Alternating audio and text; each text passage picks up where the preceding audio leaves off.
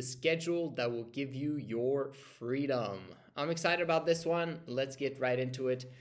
If you take a look at this on the right hand side, hopefully you can see this, you'll notice a 3-step program. And the initial stage is to do 11 hours of work every single day at jobs. Does look a little bit different on the weekend here, but let's just use this as an average denominator here. And then you do 1 hour of business every single day. And then you have 4 hours of self-care on average every day. Here we see 3 and then 5 or 6 during the weekend. And then you sleep for 8 hours every single night. Now let's delve into the schedule. First of all, I always prioritize sleep over anything else because of the consistency that that brings. It's how you start something and how you finish something that matters. And so if you have a very strict sleep schedule, that is the ultimate key to managing your consistency for a long period of time. If you don't care about a sleep schedule, you will never be consistent. Then you have an hour of self-care. In the morning, maybe you have to shower before you go to work. Maybe you have to transport yourself there. Maybe you have to eat breakfast, whatever it is. What happens next? You go to work. You have a job. You have one full-time job, daytime job when everyone else is working, whether that's 7 to 3, 6 to 2, or it's from 8 to 5. It don't matter, but the earlier you make it, the earlier you can go to that job and finish your 8-hour shift, the better part-time job you can find. There's not very many part-time jobs that has 2 or 3 hours of work in the evening, so you kind of need 4. Not gonna lie, okay? So that brought you above 80 hours already. Okay, so once you're there, you have the job number 1, then you have job number 2, and then in the weekends, that's either job number 1 or job number 2. Or you actually have a weekend job that's only during the weekends. This will give you the 80-hour work week. A lot of people are like, bro, if you want to build a business, then you need to build a business like this the vast majority of your day. And to some degree, I agree, right? But it does depend on your levels of discipline. If you actually did what you said you were going to do, you're a 10 out of 10 in discipline. And obviously there's, variables in all this. But if you do what you say, you're congruent, you have integrity, that means you have discipline because you're doing something despite how you feel in the moment. There's sometimes you don't feel like doing it, but you do it anyway because that's what you need to do because you want to be integral, right? So if you're a 10 out of 10, then, potentially why not have this situation? Bruh. Okay, maybe that's a bit extreme, but you know what I'm saying. Here, we got some self-care. Maybe we've got another self-care here. Bro, if you could actually pull off this situation right here, you are going to become one of the most successful people on the planet. Believe it or not. People who build their lives around work, they're going to become massively successful. The only problem is that most people are not disciplined human beings. And so this becomes a pipe dream that actually ends up not happening. Very often the people that believe that they would do this and that they will achieve this if they quit their job, it becomes an alternative schedule that looks approximately like this. And what does this mean? It means that they didn't get what they said they were going to do, or they didn't start the process. Maybe they just watched YouTube about it all day. Or maybe they had errands that their parents told them to do, or their girlfriend told them to do, or they spent a lot of time with their girlfriend, or they went to the beach with their friends, or they did whatever else. Insert here, they didn't build their business. So it ends up being self-care. Self-care to these extremes is extremely selfish, and then you deserve what you get. Karma is a bitch. If you're not gonna actually help out humanity and do good and serve people, then why should you be rewarded for it? Let's go away from this entitlement type of society that we've built up and move closer towards this type of society, because guess what? Serving other people is actually extremely rewarding, and not just financially. It is the joy of life. When you serve other people, as long as you're doing something that you enjoy doing, which is what all business owners that have money actually are doing. Like if you are a business owner and you have lots of money, then your time is your most important asset and you don't need money. How can people control you? Like, how can people say, no, you need to spend your time this way? How are you going to tell me how to spend my time? You can't, because I've got money and I've got time. I own my time. You could say that my clients own my time, but not really, because I decide when they schedule things with me, right?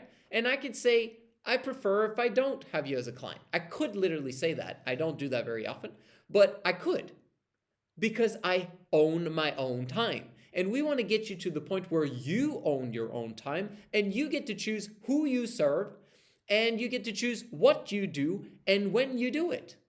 Again, returning back to the 10 out of 10 disciplined guy, sure, go ahead, build this.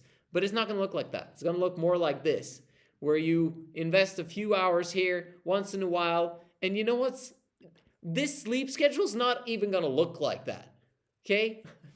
I have a few clients that are in that situation where their sleep is not like that when they go to sleep at 1 or 2 or 4 o'clock in the morning. Their sleep schedule becomes like haphazard depending upon which day.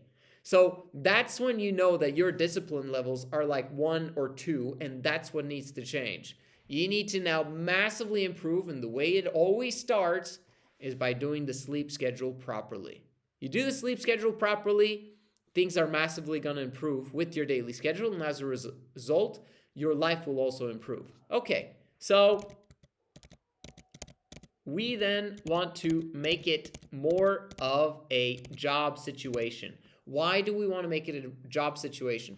Because this will build discipline in you. This will build patience in you, because it takes a different human being to create success. The person that you are today with the level of discipline and patience you got right now does not deserve success. And so that's why you don't have it. And so if you are a disciplined and patient person, you deserve to have money and time freedom. If you are a non-disciplined or an impatient person, you don't deserve it. So that's why we need you temporarily to be in jobs in order for you to develop the type of discipline and patience with yourself, but also with people, with your co-employees, with your boss, and with the clients that you serve for your boss. You want to make sure that you never ever quit before you've developed online income. I would never ever recommend anyone to quit a job before they've replaced it with a better job, but hopefully before they've replaced it with online income. Sometimes it's better to keep a worse job for an extended period of time because we're developing pain.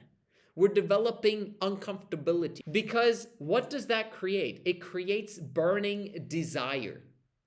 It creates burning desire to get you to the land of your dreams. And if we could have that, then everything else would be solved. You would begin to actually use every single minute, not only in the morning, but also in the afternoon, and also at night, right before you sleep. And even while you're at work, you'd be thinking about, how can I get my freedom from this? It's so important to me that I achieve it. And you'd begin to do it. So would it be better if you did fill up your schedule with 12-hour business? Of course. In terms of getting towards as many hours as possible, yes, it would.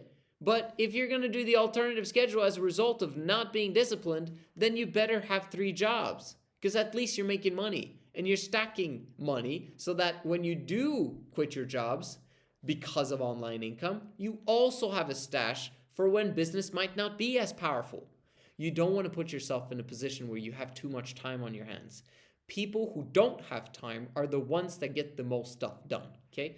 So I want to share with you guys the aspect of Danko, because he says that with 1 hour a day, you can achieve huge things within a year. And that's 365 hours. You'll be a completely different human being for sure by just investing 1 hour every single day. I love that concept.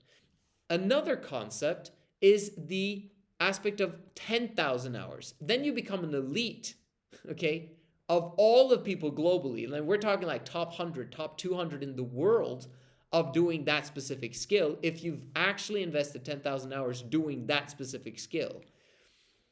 I like the one in the middle, okay? The 1,000-hour rule.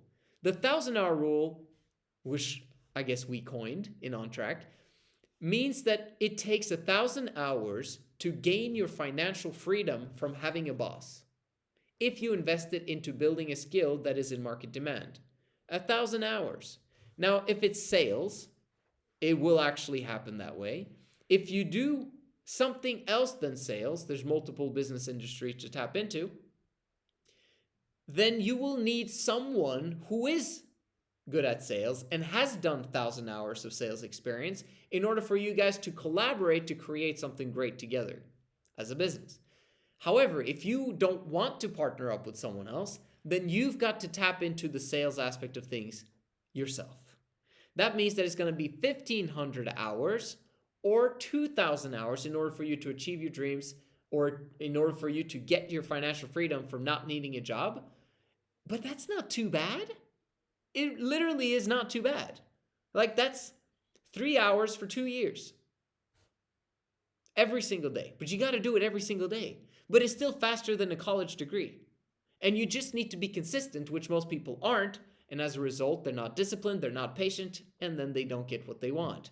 So coaching and accountability is the key to this because you'll be measuring it. We'll be measuring it actually. And we'll be helping you figuring out, hey, what happened here? And then when you're off track, what happened here? And can we do this instead? And what do you think about this? And we brainstorm together with you so that you can achieve what it is that you desire. That's what I wanted to share with you guys. I hope you enjoyed it. I'll see you guys in the next one.